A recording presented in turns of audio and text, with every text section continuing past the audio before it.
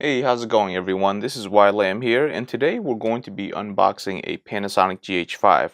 I just got this in at a really good deal, and I figured I'd do an unboxing of it. I actually got rid of my Sony A7S II in order to get this, and I'll explain the reasons why after I unbox it. This particular one has the kit lens. This is the Leica 12-60, which is a very high-end kit lens. Much like Fuji, the kit lenses that they bundle with, some of them are so good that you'll probably never get rid of. Go ahead, open it up. So in here, first layer is the manual, which nobody really reads, but they always bundle those in for you. After that, we'll switch over to the left and we'll go ahead and unbox the kit lens right here. So this is the Leica 12-60. Now in Micro Four Thirds terms, this is actually a 24-120 when you talk about full frame cameras or 35mm equivalents. So this is a very versatile lens. It can cover a wide zoom range, and it's very smooth, stiff autofocus, which is fine, nice lens cap, good glass right here. So I've done a lot of research on this lens. I'm definitely going to keep it. This is going to be one of the main reasons why I was interested in getting the GH5 in this particular form. Of course, it comes with the lens hood. Always useful if you want to do it if you want to use it in a professional format.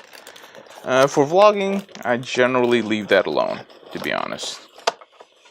Alrighty, so here is the GH5, and here it is. Pretty small form factor for most, crop sensor cameras. Nice flip out screen, and we will look at that in a second.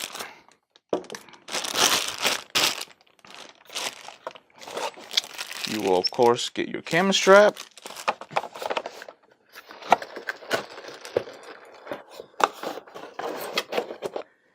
And then finally what you get in here is the power cord, a USB cord,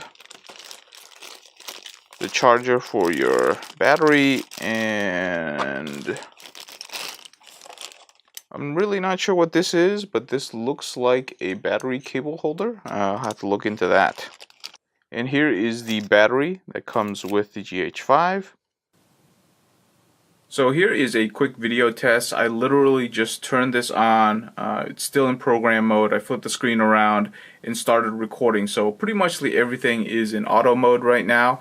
I can check my framing with the flip out screen, which is great. Looks like the Leica lens at 24mm, more than adequate for vlogging or self-vlogging. It looks really good on my side. It looks like the image stabilization is pretty amazing. It's very nice and stable. As you can see, I have some studio lighting on just to be sure that my lighting is fairly good, and it looks like the image is great. So we're definitely going to take a look at that. Also, I don't have a microphone on top of the camera, so this is the stock microphones inside the GH5. We're going to see how well they sound. Hopefully they sound decent or adequate. Most of the time they do not, but we'll find out here in a second. But I definitely like how the recording is going. Let's go ahead and check out the footage. So I'm editing the video right now, and I just went ahead and looked at the video quality, and it looks pretty good. The autofocus seems to be doing pretty well. I'm sure with a long enough take it will start to hunt and do strange things, but overall, just for a quick vlogging test, the autofocus seemed to work very well. Also, the audio quality, it's not bad, it's not perfect.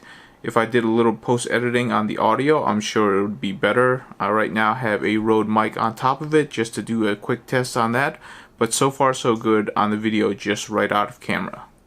So let's go ahead and talk about some of the ergonomics that I noticed right away about this camera.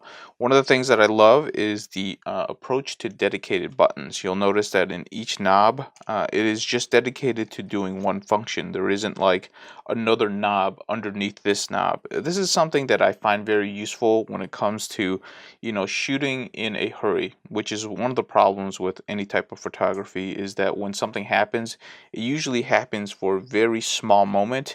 And you want every one of these knobs to be very easily accessible. You want it to be coarse so that you can adjust it without accidentally hitting something else that could throw off your picture. So having dedicated knobs that do only one thing is great. I also love the fact that there is custom buttons. This is something that I really fell in love with the Sony systems. Their menus are complicated, but once you set it up to your custom menu buttons, you really never have to dive into the menus, and that's what made the system great. I'm glad there are 3 custom buttons right here. I would set mine up to be stills pictures, video, and slow motion, and I would just use those 3 custom buttons, and I will never move away from those custom buttons. It's something that I find super useful and I love. Let's go ahead and talk about these dials over here.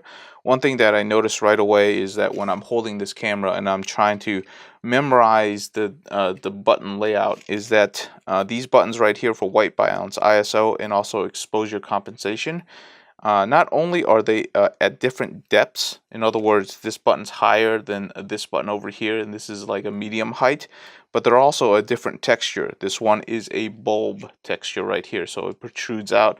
This one has little dimples on it, and this one is flat. That means if you're shooting and you're just looking at your subject, you can actually easily tell which button it is just by the feel of it. Okay, this is actually a very well thought out system. Something that is super useful for anybody who shoots a lot in the dark or doesn't like to look down in their camera and wants to keep track of a moving subject. You want to be able to tell by feel which button you're on. So you can say, oh, this is the white balance, oh, this is the dimple one, ISO, this one is exposure compensation, so that you can easily bring it up to your eye, hit the button, and then adjust it with one of these knobs. Now, talking about these switches over here, or these wheels, I really like the feel of these wheels. It's a rubber wheel, so it's got a lot of grip to them. One in the front, one in the back, something that I really enjoy with my Nikon cameras. What I really like is that it is it's a one function button. There is no way to push in to get another click, so it only does one thing, which is turn left and right. And this is something that I really like. What I find from a lot of other cameras is that when I'm shooting in a hurry and I try to spin this, I'll accidentally push in, which brings me into another feature which slows me down. I can miss a shot, I can miss a video shot. That's something I don't want. So having just dedicated buttons like this is great.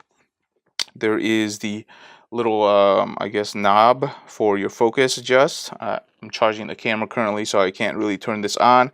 And then there are also the different focuses. So all of the really important features are already well laid out. I really like how it's done on this camera, so I think I'm going to enjoy using it. Now, I mentioned ahead of time that I actually got rid of my Sony a7S II in order to actually get this Panasonic GH5. And it's not like I believe the Sony full-frame cameras are terrible or this is a superior quality. It's just that I want something a little bit different. At this point in my learning process, I want to learn about grading, and when you want to learn about grading, you definitely want a camera that can support a picture profile or a picture quality of at least 422 10-bit. And this is the only camera in the hybrid range or in the hybrid area that can support 422 10-bit internally. So this is something that I was looking forward to, and this is the reason why I went ahead and made the move to the Panasonic GH5. It was a good time to actually sell the Sony a7S II because right now it's probably only going to go down in value at this point, just because it's probably going to be Sony's next camera to update, which is going to be like the Sony a7S III. I'm sure that's going to be an amazing camera. This is the reason why when I updated, I didn't get rid of the Sony lens. This is actually the Sony video lens that I use. Oddly enough, this is actually an f2. I don't know if you can read that. 28 to 135. This is actually the equivalent focal range in full frame as this lens right here. So in this one over here in full frame terms is a 24 to 120. So 28 to 135, 24 to 120, and you can just see the size difference that in order to get it in full frame. It's just kind of amazing. This is a f4 or f2.8 to f4. This is a pure f4 lens. So there is definitely a benefit to going micro four thirds if weight is a concern.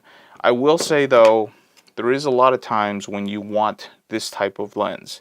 if you're going into an interview situation, or if you're going to a situation where people don't know you, having a lens like this. And let me quickly, so this right here is the lens hood. So once you put this on, you can tell, I mean, it's bigger than the entire camera for the GH5. But there is a benefit to this. When you're out in, you know, like recording, like we were recording out in CES 2018, having a lens like this mounted onto a full frame camera gets you more attention, or gets you better service when you want to do interviews, because you just have a more professional setup than something like this. I hate to say it, but that's just the truth in life. You know, sometimes you really do want to go in with a very professional looking setup, because you're going to be dealing with a lot of people that don't know anything about camera technology. So having a bigger setup that can do the job that's equivalent to a smaller setup, it can be very preferable. So that's something you need to think about. This is the reason why I kept my Sony lens, but at the same time, I do like having these small body cameras to do the job that I'm doing on a daily basis, which is making film or making videos on a daily basis, and also having something that can really do professional quality. The last thing I'll touch upon, and it's something that I'm not going to touch upon too much, because you just end up arguing on the internet, which is useless. A lot of people, when they think of full frame sensors and micro four thirds sensors, they think it's very linear in terms of quality difference. You know, it's like bigger sensor, better quality. That's not necessarily true. In fact, what it is bigger sensor, better noise reduction would be a more accurate statement. And even then, that's only kind of true. What you have to realize is that when you look at camera technology, is the quality equation is not linear. It's not, you know, simple math. It's more like algebra. You plug in a bunch of variables and you end up with a quality. What's great about having a GH5 and a micro four thirds sensors is that a few manufacturers are making speed boosters, which will allow you to adapt full frame lenses or crop sensor lenses that will give you equivalent quality to a full frame sensor. So there is a lot of interesting things that people can do with a micro four thirds sensor. That's, you know, some quick thoughts about it. I'm really hoping to, you know, get some good use out of this, and then once I have some more uses, once I've used this a little bit more, I will definitely give you some feedback on what I think about the Panasonic GH5. Thank you so much for watching. If you have any questions, please leave it in the comments below, and until next time, thank you so much.